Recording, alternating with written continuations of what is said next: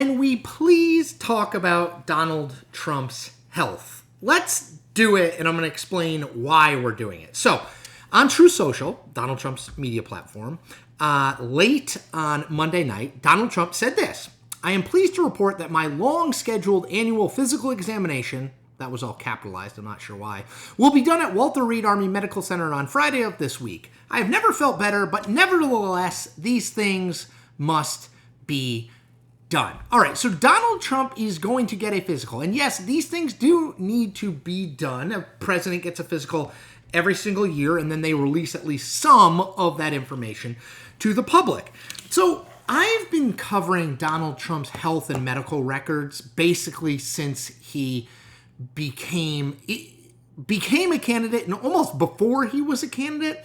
And I feel very comfortable saying this: we know less about Donald Trump's past medical experiences, as well as his current medical condition, current health, than we've known about any modern president. Now, Eisenhower had a heart attack on the golf course that we didn't know about initially, so maybe not Eisenhower, but after that, probably even a candidate for president, one of the nominees, we've known more about their health than we know about Donald Trump's health. This was true in his first term.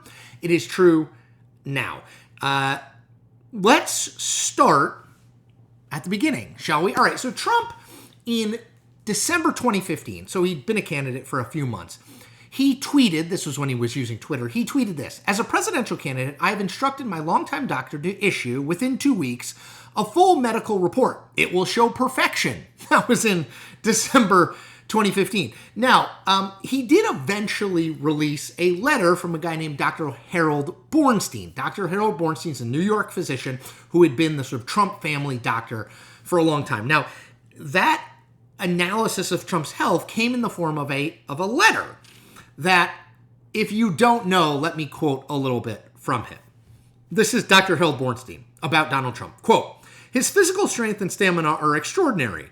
If elected, Mr. Trump, I can state unequivocally, will be the healthiest individual ever elected to the presidency." Ever elected to the presidency. That was his personal doctor, Dr. Harold Bornstein. Now, he didn't explain why Trump would be the healthiest person ever. There were basically no details in the letter. And I'll note, years later, Bornstein has since passed away, but years later, Bornstein told CNN that Trump basically dictated that letter to him.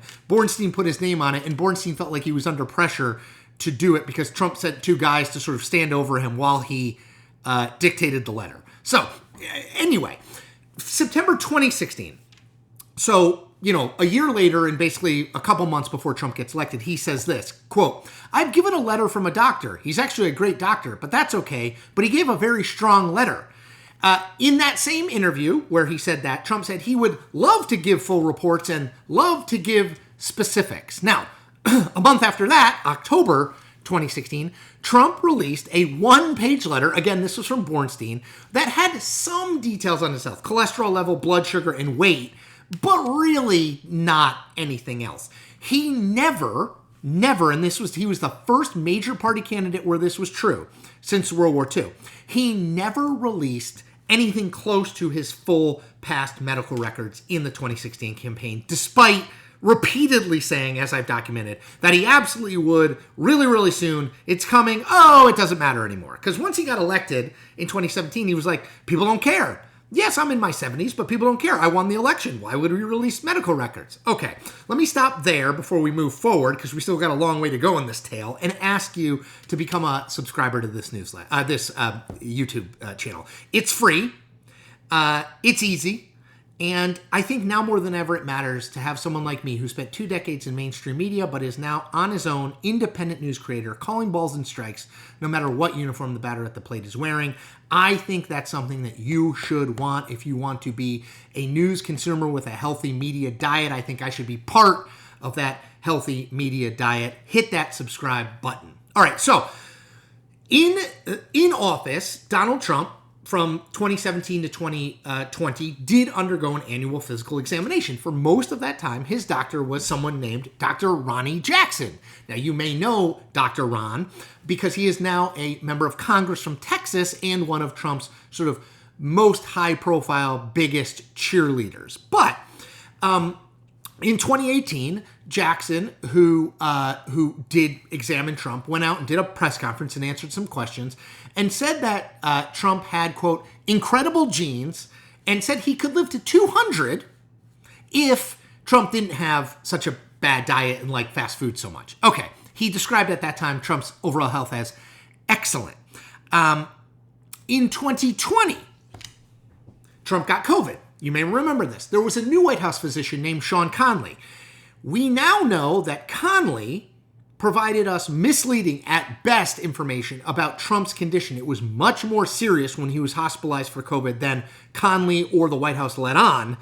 And Conley explained his misleading information as, quote, reflecting the upbeat attitude, end quote, of the president. Now, an upbeat attitude has nothing to do with your condition as a result of COVID. But regardless, the point here is that since Trump left office, we know nothing about his health. He is now 78 years old. He'll be 79.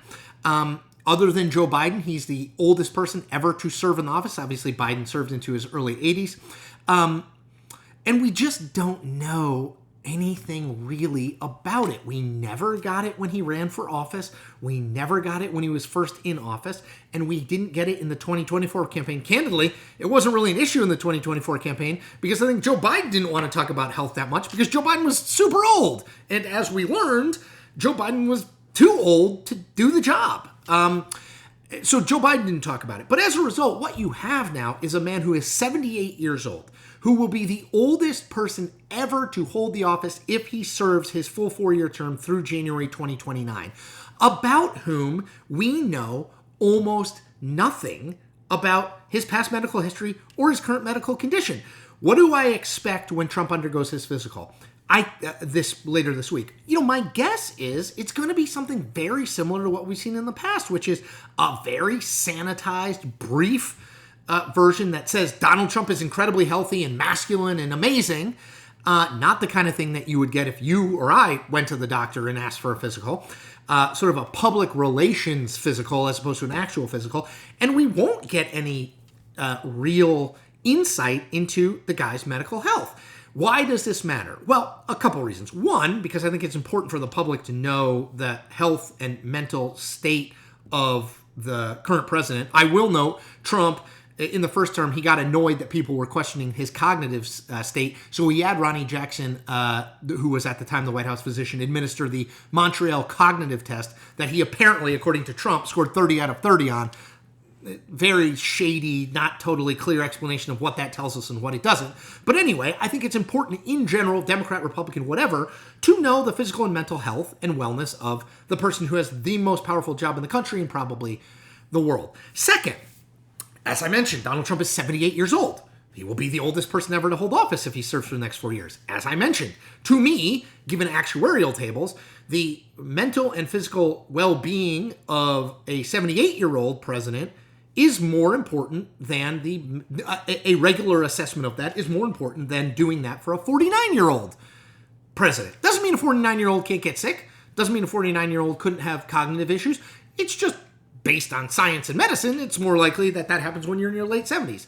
And the other thing, the last thing, what we know about Donald Trump in terms of physical fitness and health is he loves fast food, and that's never changed, and he hates exercise.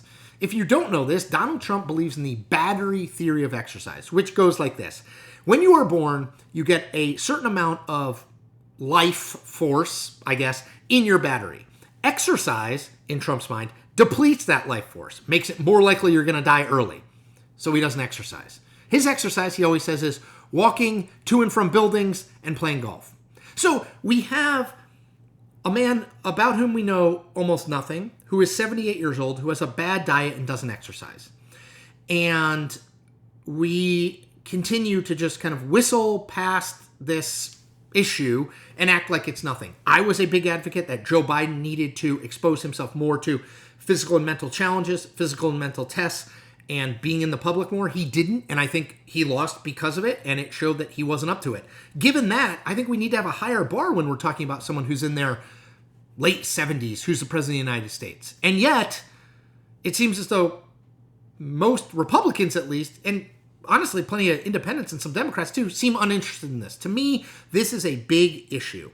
What is Donald Trump's medical past? What is his current health? A detailed analysis of it. Past presidents gave that to us. He is not.